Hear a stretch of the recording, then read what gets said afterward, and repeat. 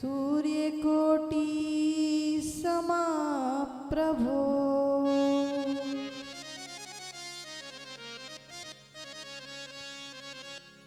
निर्विघ्नं कुरु मे देवा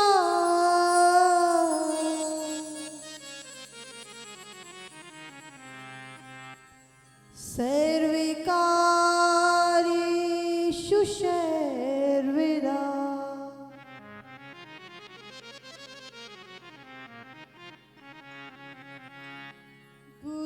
गुरुर्ब्रह्मा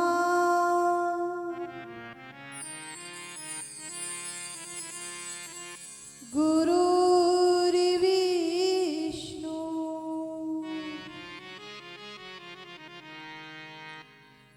गुरुर्देवो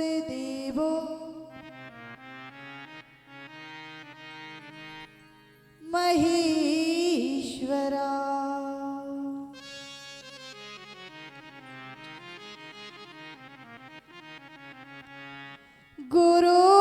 गुरुर्साक्षात् परब्रह्म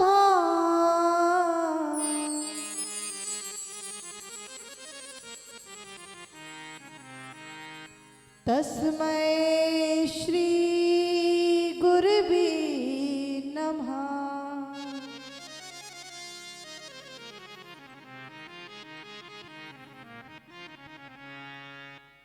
नमो ब्रह्मण्य देवाय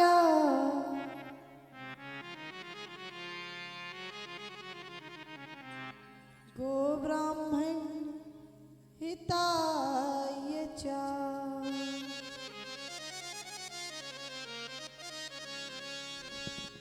जगद्धिताय कृष्णाय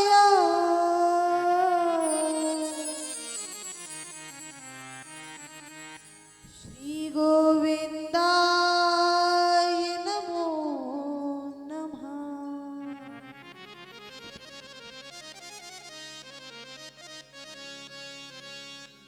छवि ललित कमला कोटि सम नवनील अंबर धारिणी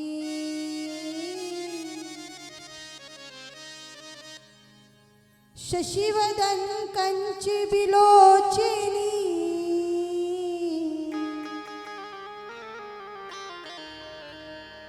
सिर चंद्रिका मृदुहासिनी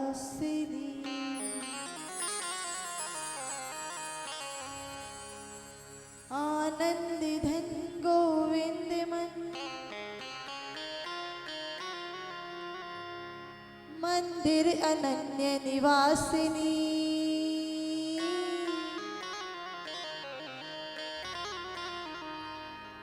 घनश्याम धन्यता चाति की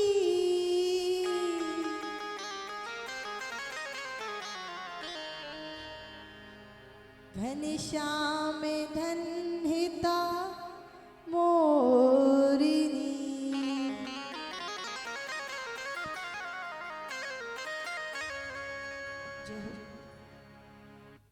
कृष्णाय वासुदेवाय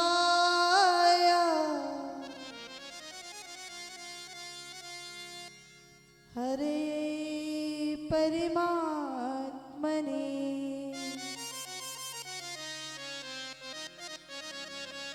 प्रणतः क्लेशनाशाय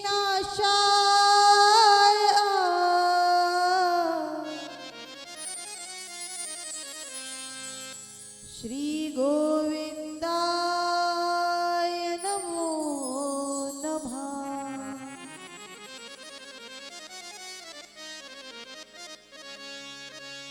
सच्चिदानंद रूपाय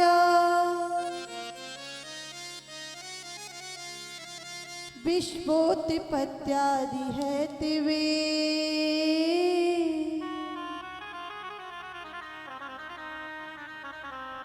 तापत्रय विनाशाय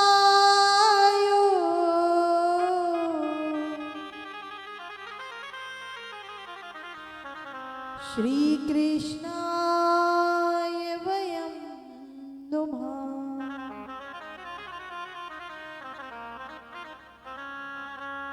हरि ओम नमो पार्वती पते नमः।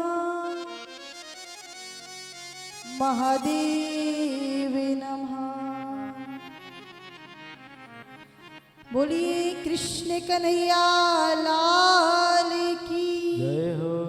श्री वृंदावन बिहारी लाल की जय हो। श्री बांके बिहारी लाल की जय हो। श्री लाडली जू सरकार की जय हो। श्री अवध बिहारी लाल की जय हो। श्री रमण बिहारी लाल की जय हो। हनुमत बलवंत लाल की जय हो। भक्त वत्सल भगवान की जय हो। बस्ती मैया की जय हो। श्री स्त्री गौ माता की जय हो। श्री सद्गुरुदेव भगवान की जय हो। विप्र देवताओं की जय हो। संत समाज की जय जय श्री राधे। जय जय श्री राधे। जय जय श्री राधे।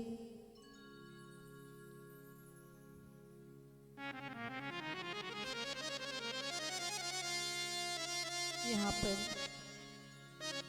उपस्थित समस्त विद्वज्जन, आदर्श चरित्र, करुणामयी, प्रेममयी माताएं एवं बहनें, दादाजी, दादी, भैया, दादाजी, छोटे छोटे से बाल वृंद जो कि आस्था और भक्ति के माध्यम से कथा श्रवण पान कर रहे परम प्रिय श्रद्धालु भक्तगण,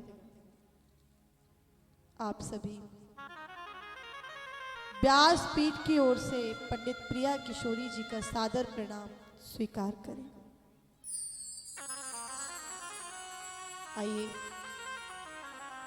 श्रीमद् भागवत ज्ञान गंगा में गोते लगाने से पूर्व अपनी वाणी और मन को पवित्र करने के लिए भगवान नाम संकीर्तन करें।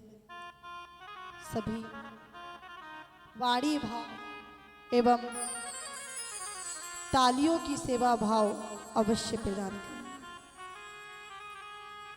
राम राम रटते रहो जब तक घट में प्राण, कभी तो दीन दयाल की भनक पड़ेगी कान,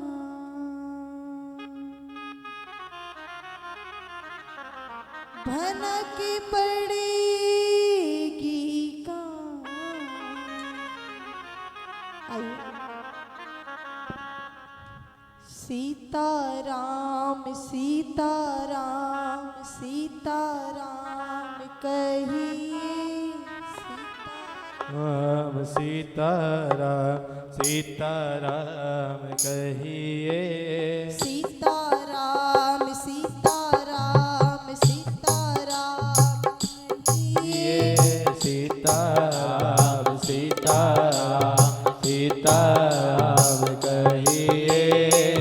जाहि विधि राखे राम ताहि विधि रहिए, जाहि विधि राखे राम ताहि विधि रहिए।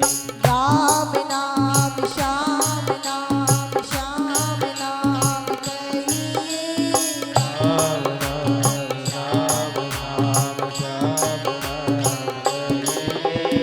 राम नाम श्याम नाम राम श्याम कहिए, राम राम राम श्याम श्याम राम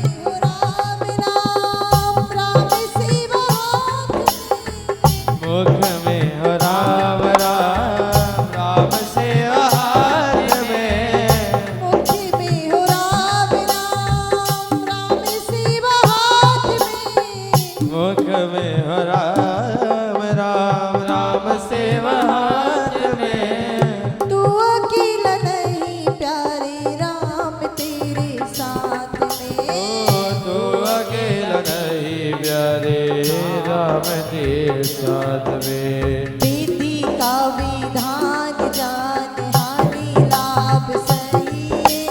विधि का विधान चाहे विधि राखे राम ताही विधि रही है। ओ सीताराम सीताराम सीताराम कहिए। जाहि विधि राखे राम ताहि विधि रहिए।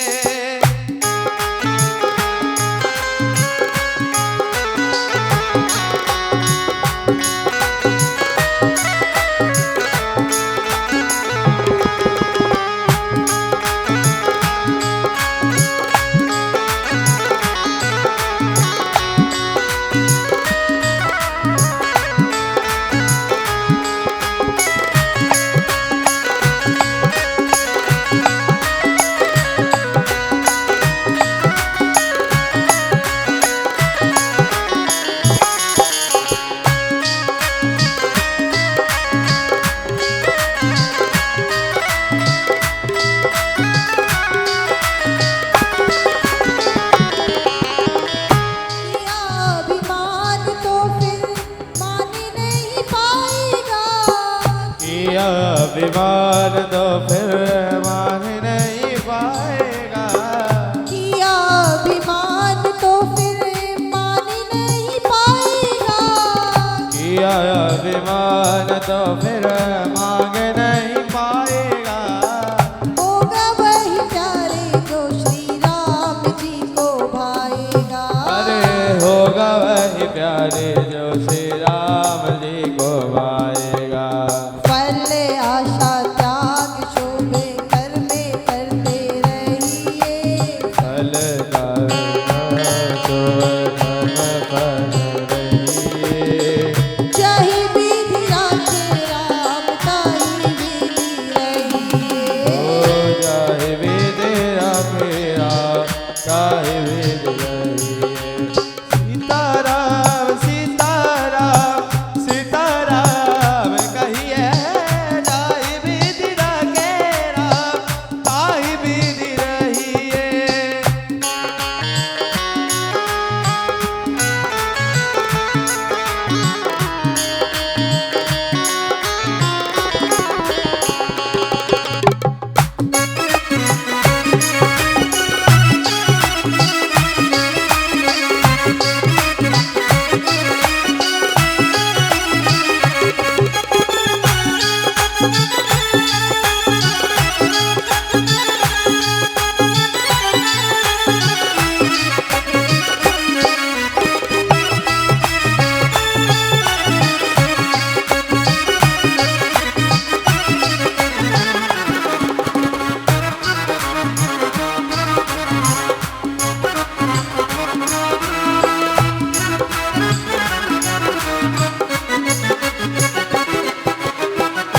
जिंदगी की डोर सो हाथ दीननाथ की।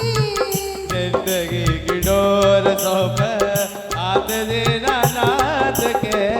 जिंदगी की डोर सो हाथ दीननाथ की। जिंदगी की डोर सौंप हाथ दीनानाथ के। झोपड़ी में राखी चाहे महलों में वास दे। जो बड़ी में रखे चाहे महलों में वास। धन्यवाद निर्विवाद राम राम कहिए। जगराज मुखिया राम राम कहिए। चाहे विधि राखे राम ताही विधि रहिए। ओ जाहि वेद राखे राम ताहि विधि रहिए। सीताराम सीताराम सीताराम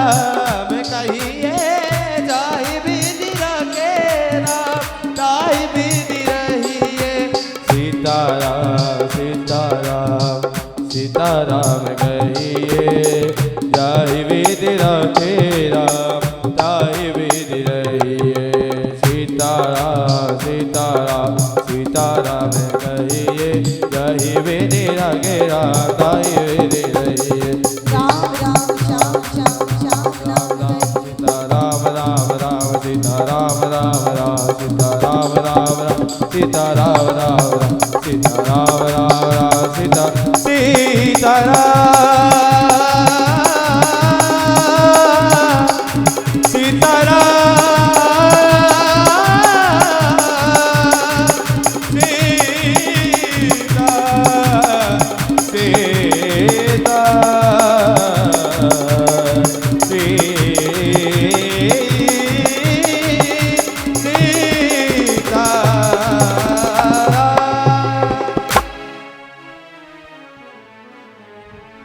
जय जय श्री राधे श्याम सीता राम।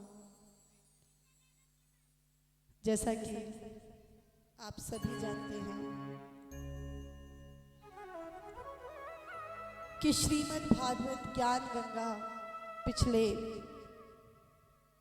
3 दिनों से यहाँ बाबा भूतनाथ आश्रम में प्रवाहित हो रही है और आज कथा का चतुर्थ दिवस और आज चतुर्थ दिवस में हम भगवान की बड़ी ही सुंदर ज्ञान गंगा में गोते लगा रहे हैं।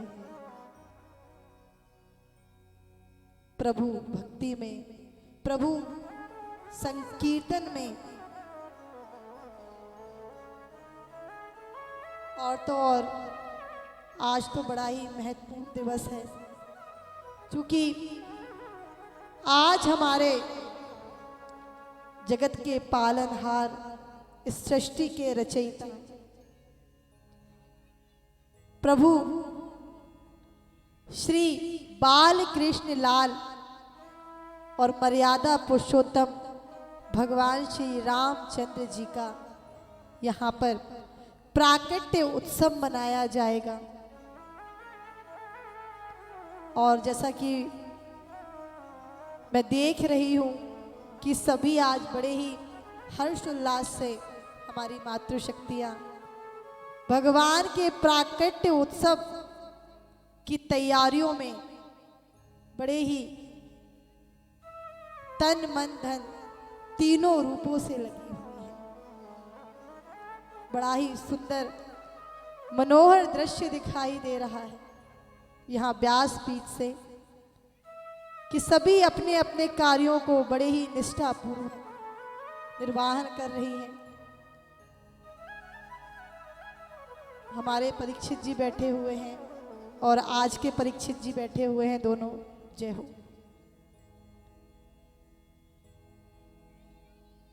शास्त्र कहते हैं कि भगवान में हमारी रुचि कब होती है और कैसे होती है। तो भगवान में रुचि हमारी जब होती है जब हम संसार के सारे झूठे मूठे बंधनों से मुक्त हो जाएंगे, तब जाकर भगवान में हमारी रुचि होती है। क्योंकि ये कलयुग है और कलयुग के बंधन में तो हम सभी बंधे ही हुए हैं, लेकिन उसके साथ साथ हम हमारे गृह कार्यों के बंधनों से भी मुक्त नहीं हैं, उनसे भी बंधे हुए हैं। अब कैसे भगवान का भजन किया जाए? बहुत सारे कार्य हैं, अनेकों अनेकों कार्य हैं जीवन में, क्योंकि ये संसार है और संसार को कहा गया है संसारिति संसारा। तात्पर्य जिसका कोई अंत नहीं है उसे संसार सागर कहा गया है। क्या कोई अंत है? नहीं। एक कार्य से हम मुक्त नहीं होते कि दूसरा कार्य हमें पहले मिल जाता है। और ये कार्य तो हमारे जीवन पर्यंत काल चलते रहेंगे, ये कभी खत्म नहीं होंगे महाराज। कभी खत्म हो सकते हैं क्या? कभी खत्म नहीं हो सकते। इसलिए भाई घर में भी कोई जब कारज होता है तो समय निकालना ही पड़ता है हमें। कार्यों से तो मुक्ति कभी नहीं मिलती। मिलती है क्या कभी मुक्ति? नहीं मिलती है। तो सत्संग में हम जब तक के समय निकाल कर के नहीं पहुंचेंगे, वहां संकीर्तन को नहीं करेंगे, तब तक हमें समय नहीं मिलेगा। और समय भी ऐसा नहीं कि मन मन भावे मूड डुगावे, कि भाई सत्संग में तो बैठे हैं महाराज लेकिन चिंता सता रही है, अरे घर पे बच्चे अकेले होंगे,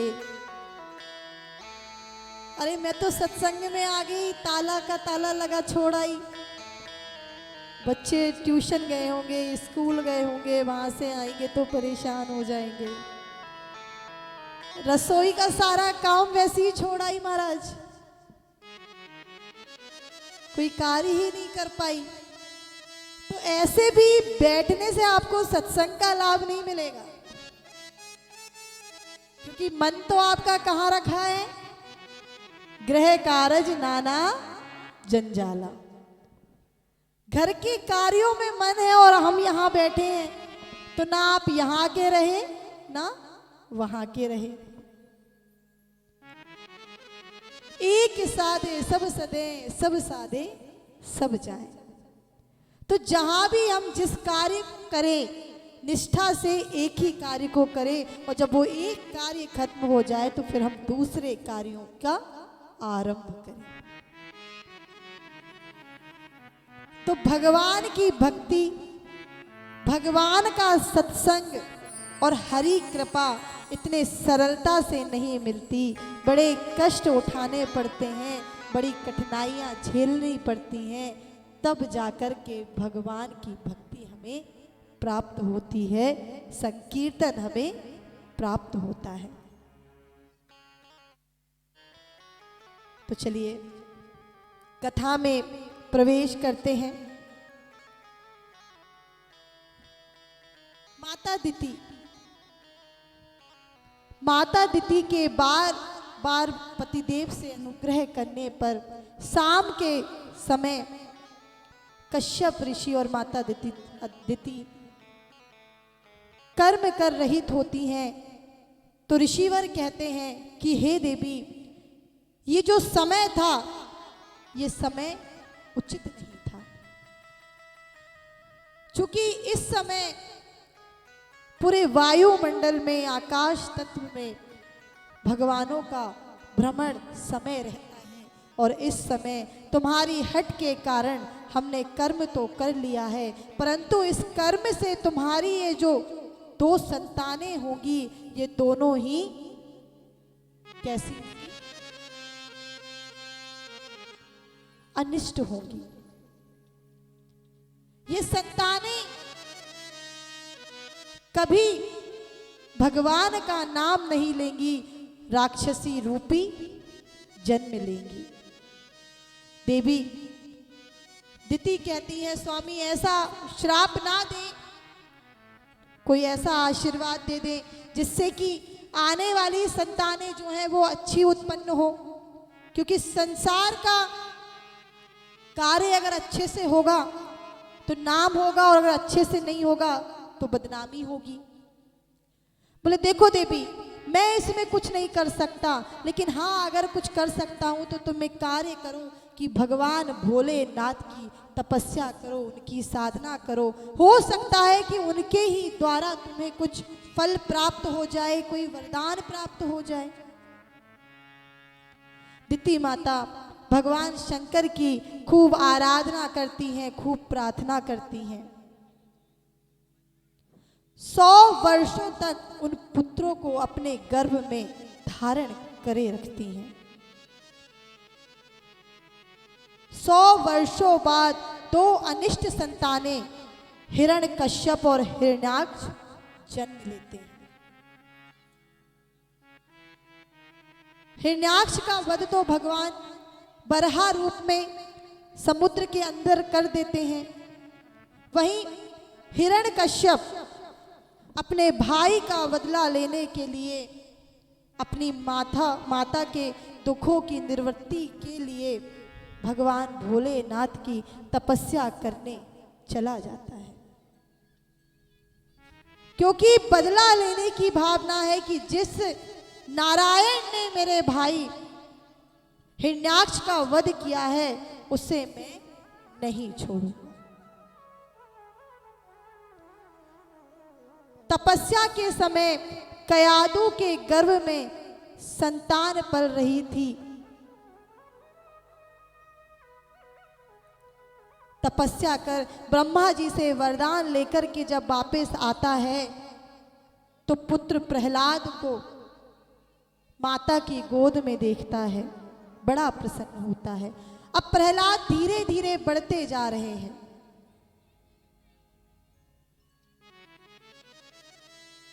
जैसे ही बड़े होते हैं तो बढ़ते बढ़ते भगवान नारायण का ध्यान, नारायण में इतनी अशक्ति है प्रहलाद की कि नारायण के सिवाय कोई और नहीं दिखाई देता। केवल एक ही नाम है, नारायण नारायण नारायण। पिता गुरुकुल पहुंचा देते हैं कि हो सकता है कि शायद गुरुकुल में जाकर के ये सुधर जाए, कुछ इसको ज्ञान हो जाए, क्योंकि शिक्षा से तो अच्छे अच्छे बाल बच्चे बाल वृंद सुधर जाते हैं। तो सोचा कि हो सकता है गुरु भवन में जाके प्रहलाद में थोड़ा बहुत ज्ञान प्रवाहित हो जाए तो ये उस नारायण को विस्मृत कर जाए, भूल जाए, परंतु ऐसा नहीं होता है। कुछ समय के लिए पिता ने सोचा कि पुत्र को घर ले गए और इंद्र के मिलने पर उनका स्वागत सत्कार करने के लिए दुर्वासा ऋषि ने अपने गले की माला उतार करके इंद्र को पहना। अब इंद्र जो है कैसे हैं? अहंकारी हैं। इनको ये समझ में नहीं आया कि ये संत का प्रसाद है, संत का आशीर्वाद है, और इन्होंने